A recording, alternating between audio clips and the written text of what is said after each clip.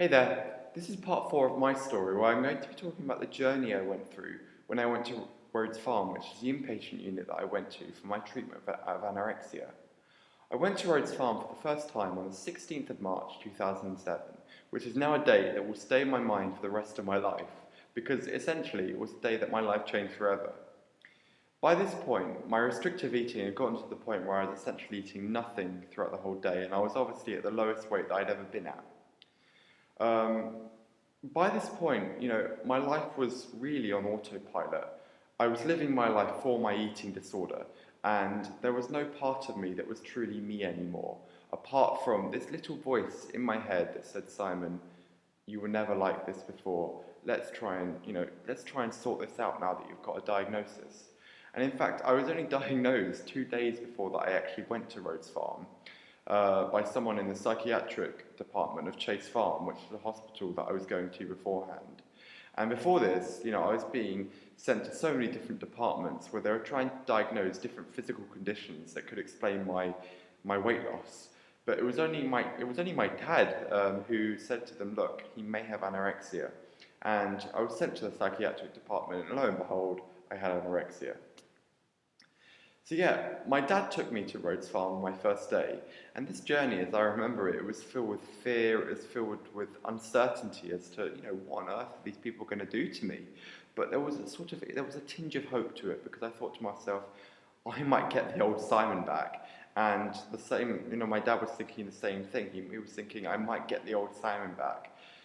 And as such, we were both sort of quite hopeful as to what Rhodes Farm could bring to us. As soon as I got there, it was lunchtime, and my first meal in Rhodes Farm has sort of gone down in infamy because I was so violent with the way I was eating. I almost broke plates. But now that I look back on it, of course, my eating disorder had gotten to the point where I wasn't accustomed to eating the things that they presented to me.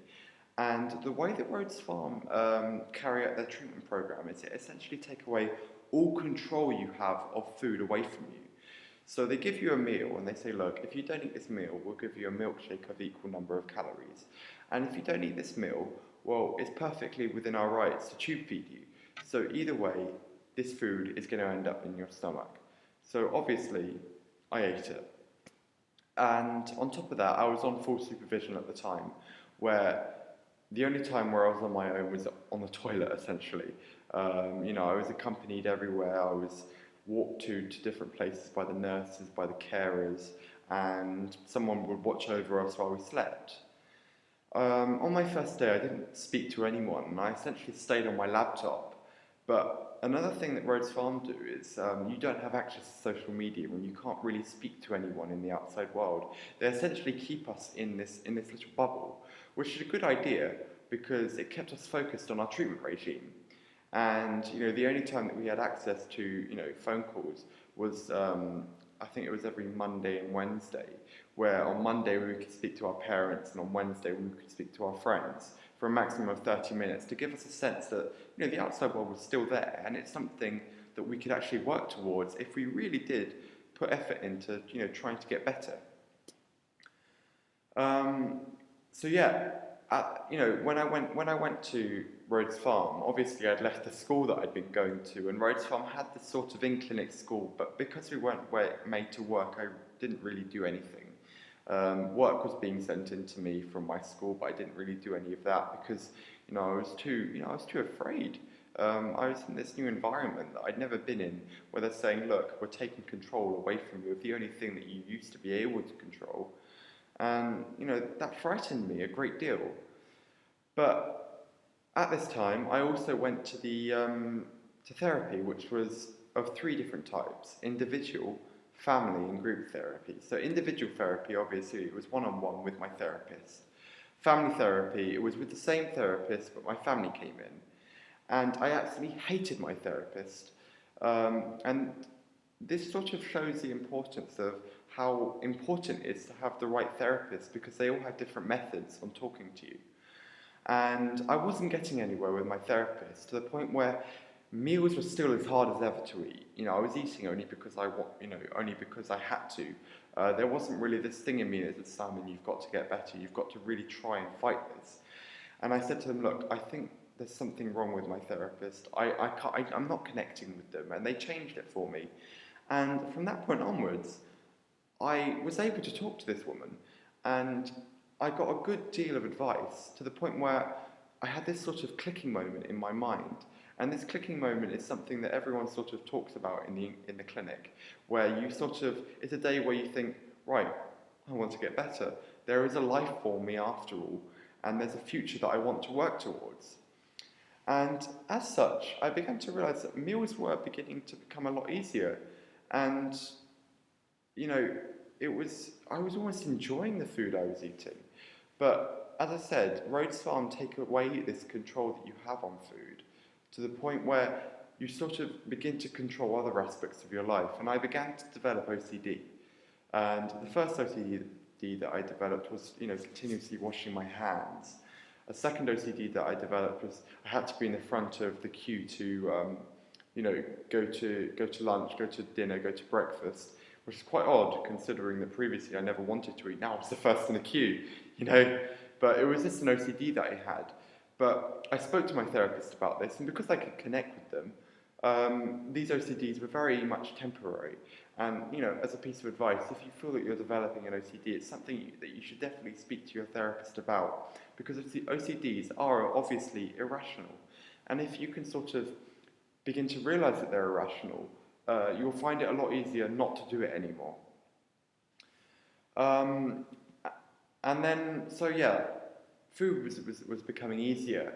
And as such, I was taken off supervision, and my family could visit me on, I think it was a Sunday, for a few hours in the clinic. And over time, you sort of gain weight, and then you can your family can take you out, in the local area for a few hours. But it just gives you this sort of sense that you're out of the bubble now, and there is a real world out there. And then after that, I think you can go out for lunch with your family.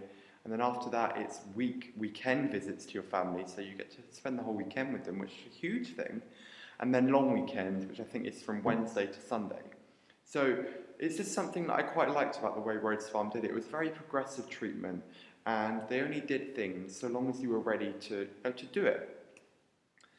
Another thing that Rhodes Farm did was they sort of gave you incentives, which were Sunday trips, where they would take you to places like, where is it? We went to Hyde Park one day to do pedalling, or we went to the cinema. All of these kind of things that make you feel as though you're beginning to transition into the real world a lot better.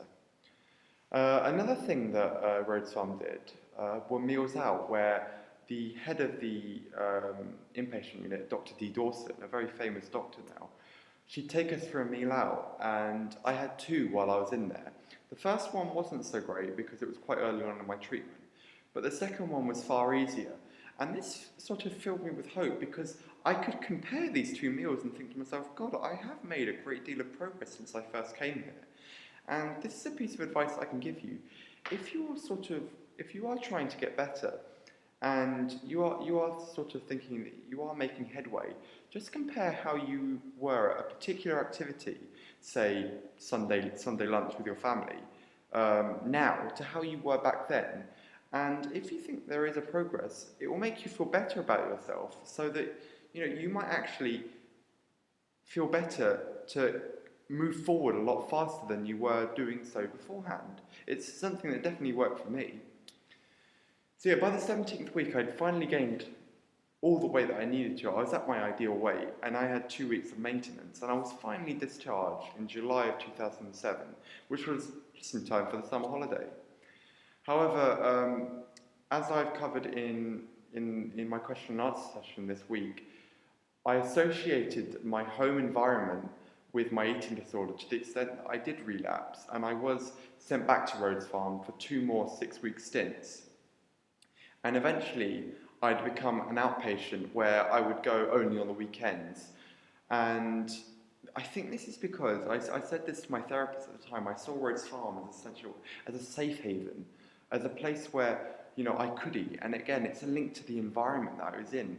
They took all the control of food away from me, and it just filled me with this sense of relief.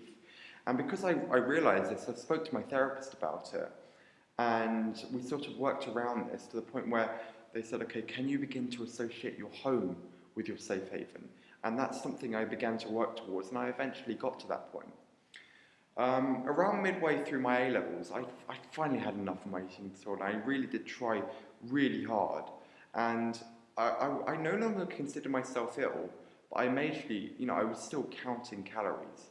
And it was only to the point where I got to uni where for some reason, I just stopped counting calories. And lo and behold, I've gotten to the point where I am now, where I've stopped eating calories, and I'm at an ideal weight. I'm happy with my life, and things are moving forward.